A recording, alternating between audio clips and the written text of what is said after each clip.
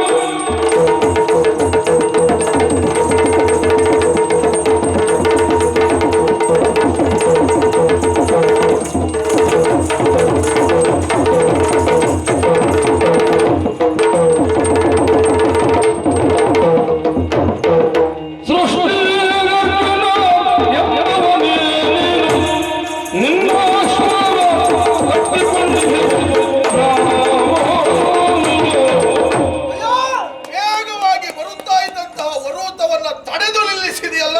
ಮಾತಾಡಿಸಬೇಕು ಅಂತ ಅನ್ನಿಸಿತು ನನಗೆ. ಶಾಹಬಾಸ್. ಕೇಳಿದ್ದೇನೆ ಸಾಕಷ್ಟನ್ನು. ಏನಲ್ಲ ಈ ಪ್ರಪಂಚದಲ್ಲಿ ಅನೇಕ ಅರ್ಜುನರಾಗಿ ಹೋಗಿದ್ದಾರಂತೆ. ಕೃತವೀರ ಪುತ್ರ ಕಾರ್ತವೀರ್ಯಾರ್ಜುನ, ಕುಬೇರ ಪುತ್ರ ಯಮಳಾರ್ಜುನರು, ಆಮೇಲೆ ಈಶ್ವರನಿಗೂ ಮಲ್ಲಿಕಾರ್ಜುನ ಅಂತ ಹೆಸರುಂಟು. ಹೌದೌದು. ಆದರೆ ಪ್ರಸಕ್ತ ಪ್ರಪಂಚದಲ್ಲಿ ಸೃಷ್ಟಿಗರ್ಜುನ, ಪ್ರತಾಪುತ್ರ ಪಾರ್ಥ ಎನ್ನುವ ಹಾಗೆ ಕೇಳಿದ್ದೇನೆ. ಆ ಸೃಷ್ಟಿಗರ್ಜುನ ನೀನೆಯೋ? ಅರ್ಜುನ ಎಂದು ಗುರುತಿಸುವ ಮಟ್ಟಿಗೆ ನೀನು ಬೆಳೆದಿದ್ದೀಯಲ್ಲ, ಒಳ್ಳೆಯದೇ. ಆ ಅರ್ಜುನ ನಾನೇ. ನೀನೇ ಅಂತ ನನ್ನ ಮೊದಲೇ ಗೊತ್ತು. ಮತ್ ಕೇಳಿದ್ದೇಕೆ? ಎದುರಿಗೆ ಬಂದವರ ಆರೋಗ್ಯ ಸರಿ ಉಂಟು ಅಂತ ಗೊತ್ತಿದ್ರು ಸಹ ಸ್ವಾಮಿ ಹೇಗಿದ್ದೀರಿ, ಆರೋಗ್ಯವಾಗಿದ್ದೀರಿ ಅಂತ ಕೇಳುದಿಲ್ಲ. ಹಾಗೆ ಮಾತಾಡೋದಕ್ಕೊಂದು ಮುಖ. ಅಯ್ಯೋ, ಈ ಹಿಂದೆ ಆಗುವಂತ ಅರ್ಜುನರು ಯಾರು ಹೊಸ ಸೃಷ್ಟಿಯನ್ನು ಮಾಡುತ್ತಿಲ್ಲ. ಆದ್ರೆ ಹೊಸ ಸೃಷ್ಟಿಯ ಹರಿಕಾರ ಯಾರು ಅಂತ ಕೇಳಿದ್ರೆ ಅದು ನೀನು ಎನ್ನುವುದನ್ನು ನಾನು ಕೇಳಿ ತಿಳಿದವನಿದ್ದೇನೆ.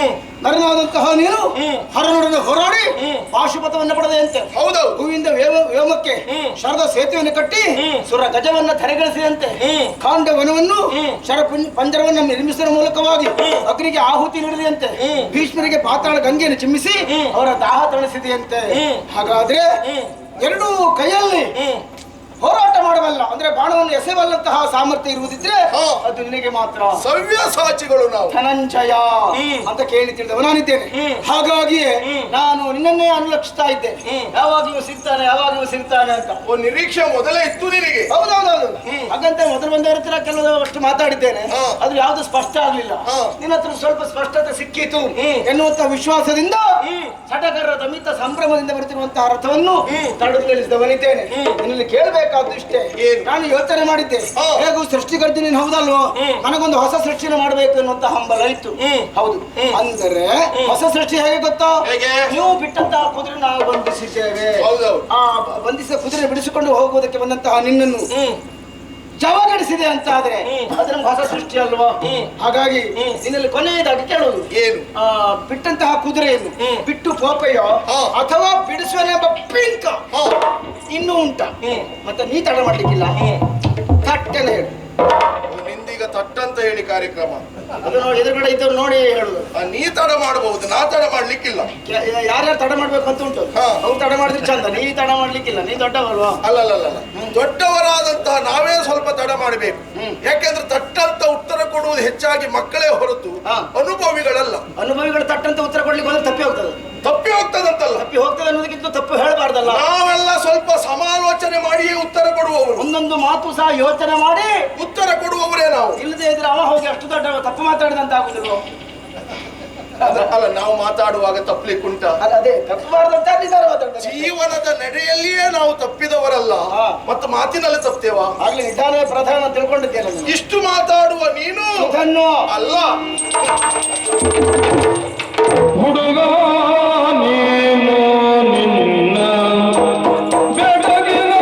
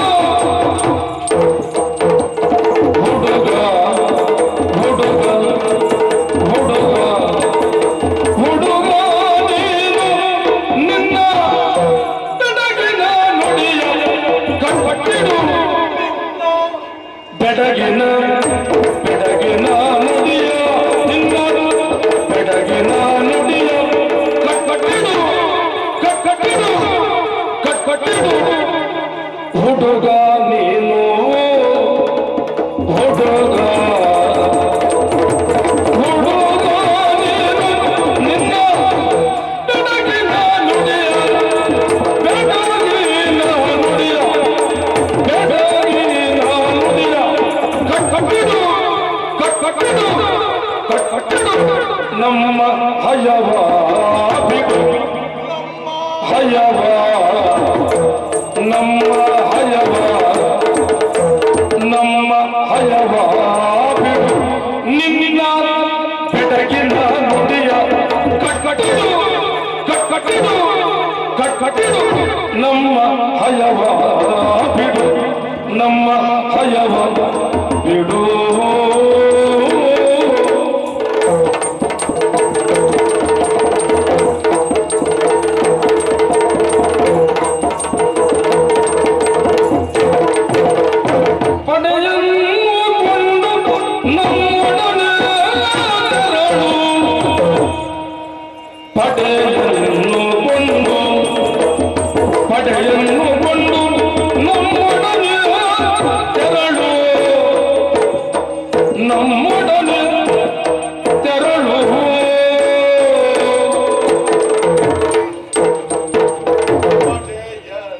ಕೊಂಡು ನಮ್ಮೊಡನೆ ತೆರಳು ನಮ್ಮೊಡನೆ ತೆರಳು ನಿನ್ನ ಒಡಗೊಂಬೆ ಧನವ ಕೊಡು ಒಡಗೊಂಬೆ ಧನವ ಕೊಡು ಧನವ ಕೊಡು ಧನವ ಕೊಡು ಧನವ ಕೊಡು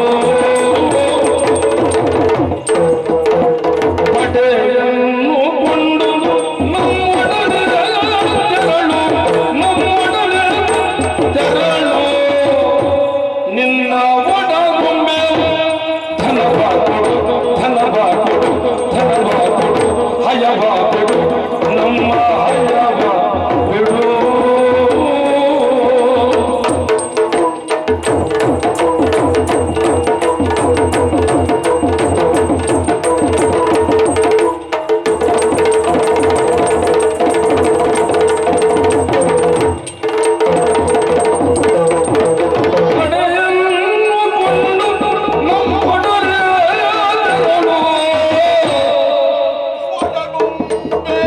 ಧನವ ಕೊಡು ನಿನ್ನ ಒಡಗೊಂಬೆ ಧನವ ಕೊಡು ಹಯವ ಬಿಡು ಧನವ ಕೊಡು ಹಯವ ಬಿಡು ಹುಡುಗ ಹುಡುಗ ಹುಡುಗ ನೀನು ನಿನ್ನ ಬೆಡಗಿನ ನುಡಿಯ ನಿನ್ನ ಬೆಡಗಿನ ನುಡಿಯ ಕಟ್ಟಿಡು ಕಟ್ಟಿಡು ಕಟ್ಟಿಡು ನಮ್ಮ ಹಯವ ಬಿಡು ನಮ್ಮ ಹಯವ ಬಿಡು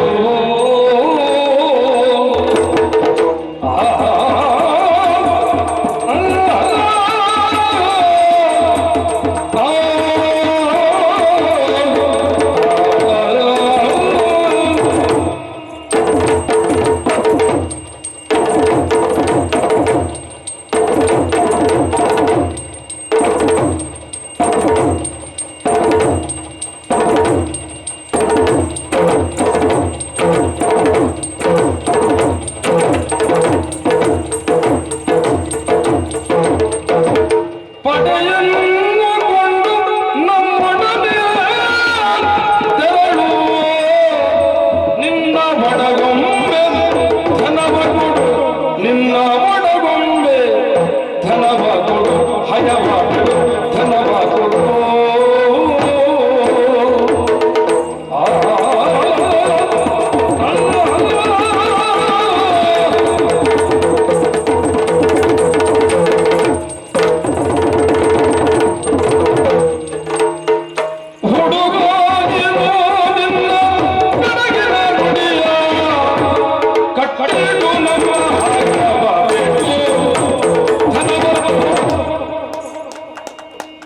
ಸುಧನ್ವಾ, ಮಹನೀಯ ಏನು ಮಾತಾಡಿ ಬಿಟ್ಟಿಯೋ ಆ ಬಿಟ್ಟು ಗೋಪೆಯು ಬಿಡಿಸುವೆನೆಂಬ ಪಿಂಕವು ತಕ್ಕಂತ ಹೇಳಬೇಕು ಅಂತ.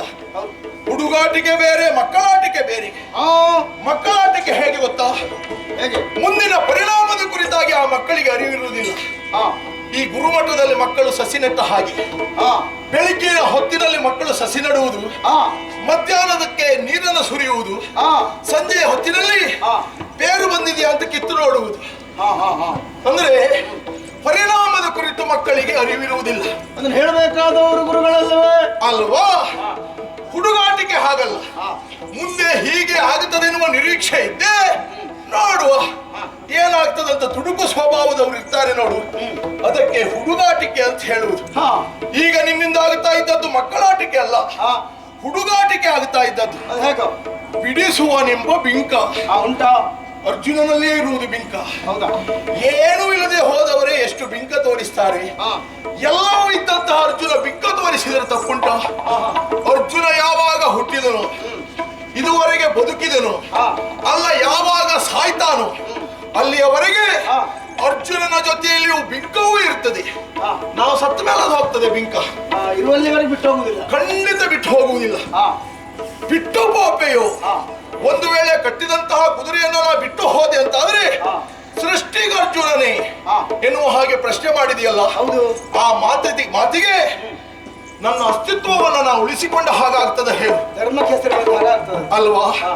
ಅರ್ಜುನ ಬಿಟ್ಟು ಹೋಗುವ ಮಾತೇ ಇಲ್ಲ, ಬಿಡಿಸಿಕೊಂಡು ಹೋಗುವಂತಹ ಬಿಂಕ ನಮ್ಮಲ್ಲಿ ಯಾವಾಗಲೂ ಉಂಟೇ ಉಂಟು.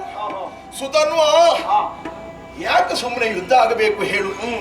ಲೇಖನದಲ್ಲಿ ಯುದ್ಧ ಮಾಡಲೇಬೇಕೆನ್ನುವಂತಹ ವಿಷಯನ ನಾವು ಬರೀಲಿಲ್ಲ. ಯುದ್ಧ ಮಾಡಬಹುದು, ಜೊತೆಯಲ್ಲಿ ಯುದ್ಧ ಮಾಡದೆಯೂ ಕಪ್ಪ ಕಾಣಿಕೆಯನ್ನು ಕೊಡಬಹುದು ಅಂತ ನಾವು ಬರೆದಿದ್ದೇವೆ. ಆಗದೆ ಇದ್ದವರು ಕಪ್ಪ ಕಾಣಿಕೆ ಕೊಡಬೇಕು, ಶರಣಾಗತರಾಗಬೇಕು. ನೀವು ಪರಮ ಧಾರ್ಮಿಕರಲ್ವೇ? ವೈಷ್ಣವರಲ್ವಾ? ಹೌದು, ನಾವು ವೈಷ್ಣವರೇ ಇರಬಹುದು. ಇಬ್ಬರ ಪಂಥ ಒಂದೇ. ಹಾಗಿರುವಾಗ ನಮ್ಮೊಳಗೆ ವೈಮನಸ್ಸೆಲ್ಲ ಯಾಕೆ ಸುಮ್ಮನೆ ಬೇಕು ಹೇಳು?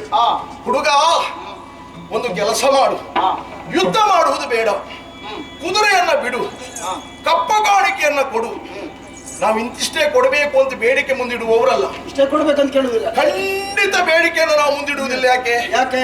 ನಿಮ್ಮ ಕಷ್ಟವು ನಮ್ಗೆ ಅರ್ಥ ಆಗ್ತದಪ್ಪ. ಅದು ಯಾಕೆ? ಹೇಳಿ ಕೇಳಿ ಚಂಪಕ ನಾಡೆನ್ನುವುದು ಒಂದು ಸಣ್ಣ ರಾಷ್ಟ್ರ. ಇದು ಹೆಚ್ಚು ಕಡಿಮೆ ನಮ್ಮ ಹಸ್ತಿನಾವತಿ ಒಂದು ಆಟದ ಮೈದಾನದಷ್ಟು ದೊಡ್ಡದಿರಬಹುದು.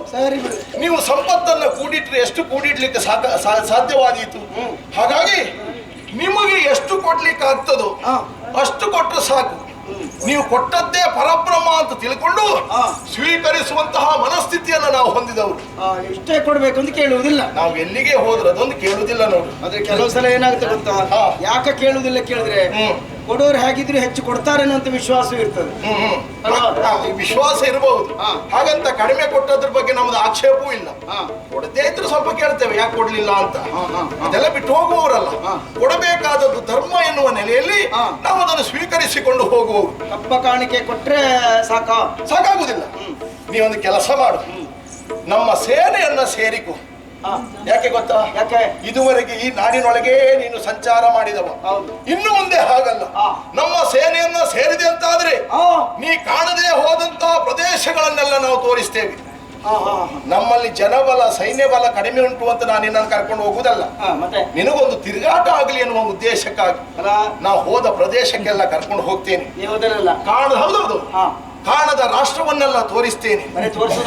ಹೊಸ ಹೊಸ ಜನರ ಪರಿಚಯವನ್ನು ಕೂಡ ಮಾಡಿಸ್ತೇನೆ. ಮುಂದೆ ಅನುಕೂಲಕ್ಕೆ ಬೇಕಾದೀತು ನಿನಗೆ. ಹಾಗಾಗಿ ಯುದ್ಧ ಬೇಡ, ಅಪ್ಪ ಕೊಡ್ಲಿಕ್ಕೆ ಹೇಳುವಪ್ಪನಲ್ಲಿ ಕುದುರೆಯನ್ನು ಬಿಡಿಸ್ಲಿಕ್ಕೆ ಹೇಳು.